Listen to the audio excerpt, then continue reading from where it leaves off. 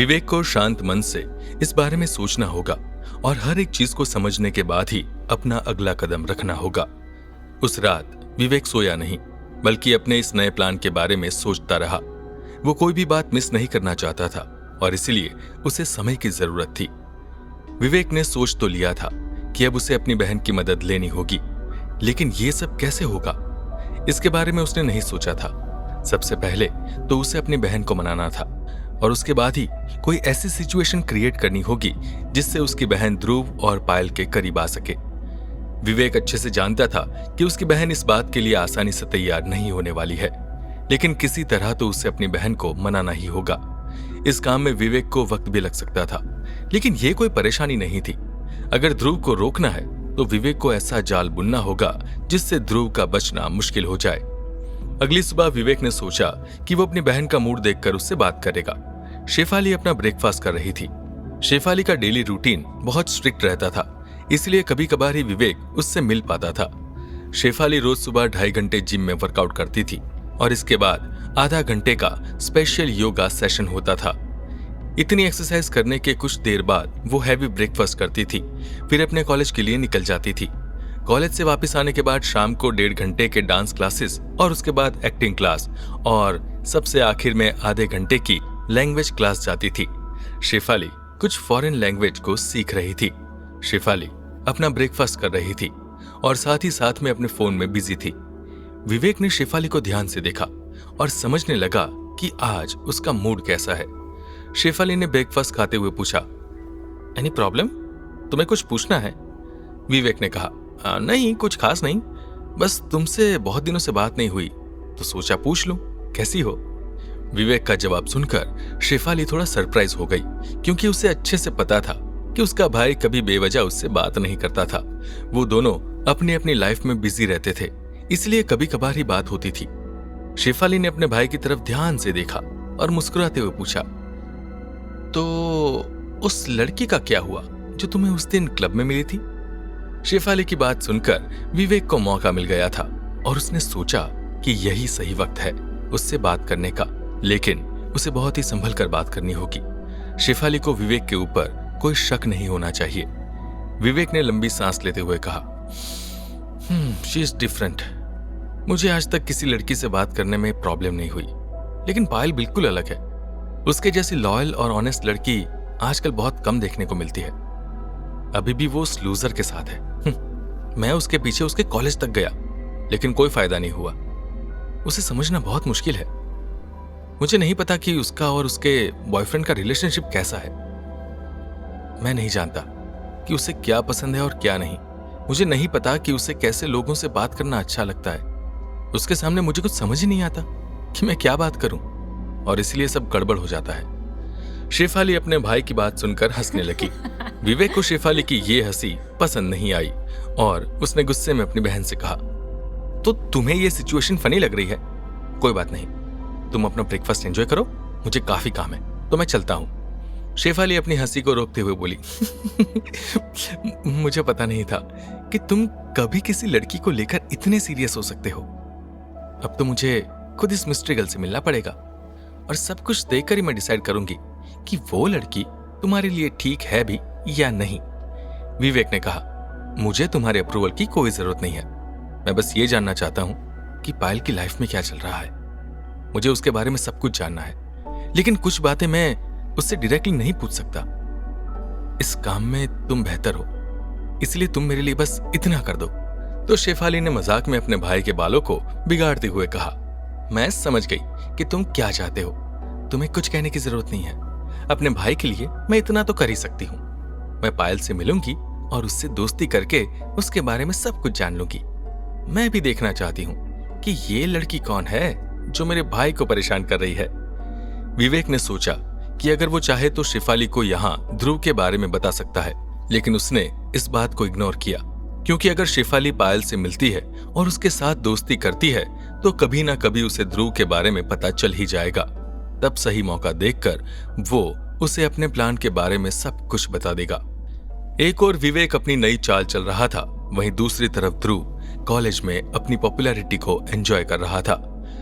उसे इस नई सिचुएशन में सेट होने के लिए कुछ समय लगा, लेकिन अब उसे इसकी आदत हो चुकी थी। टीम के मैनेजमेंट ने उसके लिए एक स्पेशल फैन क्लब बनाया था, जहां वो अपने फैंस से इंटरैक्ट करता था। ध्रुव ने कई नए दोस्त बना लिए थे और इन नए लोगों से उसे दूसरे प्लेयर्स ने मिलवाया था। आकाश दूसरे प्लेयर्स में ध्रुव के सबसे करीब था और उसने उसे बहुत से नए लोगों से मिलवाया था। बदले में ध्रुव ने भी आकाश का इंट्रोडक्शन अपने दोस्तों से करवाया था। आकाश को ध्रुव का ग्रुप बहुत पसंद आया था और उसने सोचा कि क्यों ना इन लोगों के साथ रहा जाए। आकाश कॉलेज के दूसरे लोगों की तरह नहीं था। उसके काफी कम दोस्त थे और वो कभी किसी ग्रुप में रहना पसंद नहीं करता था, बल्कि अलग थलग रहता था। ध्रुव और उसके दोस्त काफी सुलझे हुए थे और वो सभी अलग अलग बैकग्राउंड से थे, इसलिए आकाश को उनके साथ रहने में कोई प्रॉब्लम नहीं थी। आकाश कुछ ही दिनों में उन सभी का अच्छा दोस्त बन गया था। उसके ग्रुप में शामिल होने के बाद उसे कॉलेज में आना अच्छा लगने लगा था। अब जब भी उन्हें फ्री टाइम मिलता तो वो लोग एक साथ बैठते और ढेरों बातें करते थे। आकाश को उन सभी की कंपनी अच्छी लगती थी और इसीलिए वो उनके साथ रहने लगा था। नीरज को भी आकाश से कोई प्रॉब्लम नहीं थी। आकाश का बैकग्राउंड उसे आगे चलकर एक अच्छी नौकरी दिलाने में हेल्प कर सकता था, इसलिए नीरज उसका अच्छा दोस्त बनना चाहता था। ध्रुव की वजह से उसे अपने करियर में आगे बढ़ने का अच्छा मौका मिल गया था। पायल आकाश को पहले से जानती थी, लेकिन करीब से नहीं। देव की वजह से कभी वो आकाश के साथ इंटरैक्ट नहीं कर पाई थी, इसलिए उसके बारे में ज्यादा नहीं जानती थी। देव आकाश को लेकर इनसिक्योर था, इसलिए पायल को कभी उससे बात नहीं करने देता था। आकाश टीम से भी अलग रहता था, इसी वजह से भी पायल की कभी उससे बात नहीं हुई।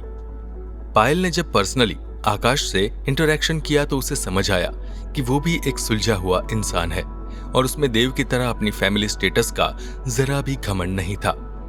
आकाश के आने से उनके ग्रुप में हमेशा हंसी मजाक का एनवायरनमेंट बना रहता था और इससे उन्हें एक दूसरे के साथ बात करने में और मजा आता था। ध्रुव की बढ़ती पॉपुलैरिटी शिल्पा को खास पसंद नहीं आ रही थी। वो देव की तरह थी और उसके जैसा ही सोचती थी। उसे यकीन नहीं हो रहा था कि जिस ध्रुव को कॉलेज एक आउटकास्ट की तरह ट्रीट करता था, आज सभी उसके आगे पीछे घूम रहे थे और उससे मिलने की कोशिश कर रहे हैं।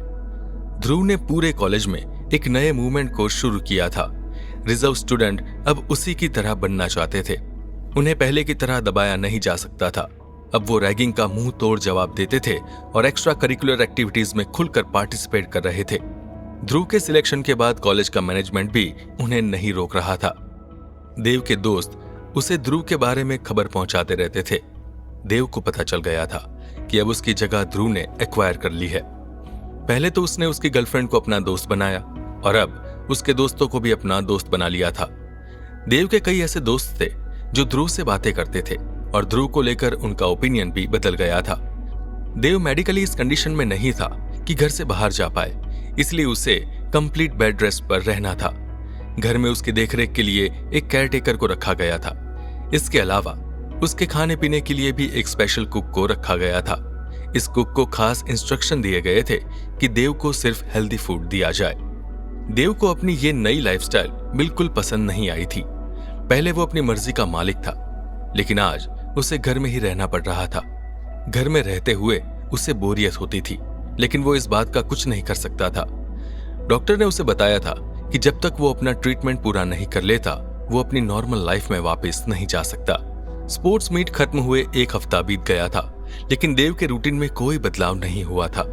देव रोज की तरह आज भी अपने दोस्त से बात कर रहा था और ध्रुव के बारे में नई खबर जानने की कोशिश कर रहा था। उसे पता चला था कि ध्रुव की वजह से पायल आकाश के भी काफी करीब आ गई थी। देव ये सुनकर बहुत गुस्से में आ गया था, लेकिन वो इस सिचुएशन में कुछ नहीं कर सकता था। कुछ देर अपने दोस्त से बात करने के बाद देव ने फोन रख दिया। वो सोच रहा था कि इस बारे में क्या करे, लेकिन उसे कुछ भी समझ नहीं आ रहा था। तभी वहां उसकी केयरटेकर आई और उसने बताया कि उसकी एक दोस्त उससे मिलने आई है। फिर शिल्पा उसके कमरे में आई और उसे देखकर देव खुश हो गया। शिल्पा ने देव से पूछा, कैसे हो तुम? देव ने लंबी सांस लेते हुए कहा, बस किसी तरह जी रहा हूं, और क्या। मुझे यहां पर घुटन महसूस होती है, लेकिन इस सिचुएशन में मैं कुछ कर भी नहीं सकता। पता नहीं मैंने क्या सोचकर यह सब किया था। अब मुझे पता चला है कि जो कुछ भी मैंने किया था, उस चीज का मुझे फायदा कम और नुकसान ज्यादा हुआ है। खैर, तुम बताओ, तुम कैसी हो? तो शिल्पा ने कहा, तुम्हें इस हालत में देखकर क्या मुझे अच्छा लगेगा? मैं रोज उस ध्रुव को पायल से घंटों बातें करते देखती हूँ। ध्रुव ने बड़े आराम से तुम्हारी जगह ले ली और तुम्हें पता भी नहीं चला। हमने उससे जैसा समझा था वो वैसा बिल्कुल नहीं है। आज तुम्हारे साथ जो कुछ भी हो रहा है उसका जिम्मेदार ध्रुव ही है। पर अब तुम कुछ नहीं कर सकते, अब मुझे ही कुछ करना पड़ेगा और कैसे भी करके ध्रुव और पायल को अलग करना होगा। हो सकता है कि तुम्हें मेरे इस प्लान से प्रॉब्लम हो, लेकिन मैं ये सब तुम्हारे लिए ही कर रही हूं। ध्रुव को कॉलेज में बदनाम करना होगा, तभी उसकी पॉपुलैरिटी खत्म होगी। ध्रुव ने तुम्हारे साथ जो कुछ भी किया है उसका बदला तो मैं लेकर रहूंगी। देव ने शिल्पा से पूछा, तुम क्या करने वाली हो? मेरी बात सुनो, ध्रुव को बेवकूफ समझने की गलती मत करना। मैं कई बार इस बात को भुगत चुका हूं, लेकिन मैं ये नहीं चाहता कि तुम भी मेरी तरह परेशान हो। मेरी मानो तो ध्रुव को छोड़ दो, उसे मैं देख लूंगा। चाहे कुछ भी हो जाए, पायल रोज मुझसे मिलने आती है, आज भी वो मेरे साथ है और इस बात को कोई मना नहीं कर सकता। बहुत जल्द हम दोनों एक दूसरे के और करीब होंगे और तब ध्रुव पायल को छोड़ देगा। जब मैं ठीक हो जाऊंगा तब मैं इस बारे में कुछ करूंगा। मेरे लिए तुम अपने आप को परेशान मत करो। शिल्पा ने कहा, नहीं देव, अब मुझे कुछ करना ही होगा। ये हमारे एग्जिस्टेंस का सवाल है और इसको लेकर हम कोई लापरवाही नहीं बरत सकते। ध्रुव को देखकर कई लोगों की हिम्मत बढ़ रही है।